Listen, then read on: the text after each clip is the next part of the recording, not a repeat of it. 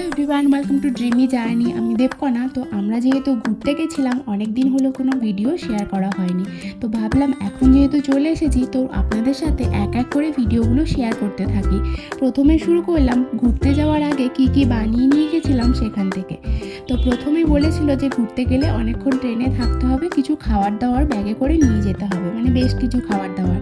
এটা কিন্তু একদমই ঠিক কথা ছিল। আর ট্রেনটা অনেক লেট করেছিল, লাস্টের দিকে কিন্তু কোনো খাবারই উঠছিল না ট্রেনের মধ্যে। আর আমাদের যেহেতু খাবার দাবার ছিল তাই জন্য সেরকম কোনো প্রবলেম হয়নি।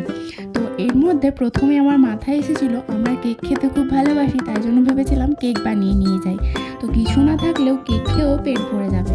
তো যাই হোক, এখানে আমি দুটো কেক বানিয়েছিলাম, একটা হচ্ছে চকলেট কেক আর একটা ফ্রুট কেক, যেটা ক্রিসমাস স্পেশাল কেক হয়, যেটা হয় সেটাই আর কি।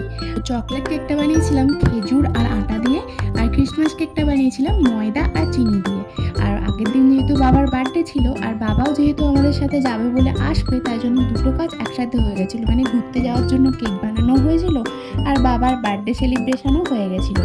আমার মেয়ে তো যখন থেকে কেকগুলো বানানো হয়েছিল তখন থেকেই খাবে খাবে করছিল, তো ওকে আটকে আটকে রেখেছিলাম যে দাদা কাটবে তারপর তুই খাবি। তো দাদা আসার পরে সঙ্গে সঙ্গে আগে বললো তুমি আগে কেকগুলো কাটো দেখি, আমরা আগে খাই তারপর কিন্তু অন্য কাজ করবে। তো বাবা আসার পরে কেক কাটিং হলো, তারপরে কিন্তু খাওয়া দাওয়া করে তারপর রাত্রে রান্নাগুলো তাড়াতাড়ি করে নিলাম, যেহেতু পরের দিনের জন্য কিছু জোগাড়পাতি করে রাখতে হবে। তো রাত্রে যেহেতু বেশি সবজিপাতি ছিল না, তাই সোয়াবিন দিয়েই কাজ চালানো হলো। তো এখনকার মতো ভিডিওটা এই পর্যন্তই। কেমন লাগলো জানিও, ভালো লাগলে লাইক করে দিও।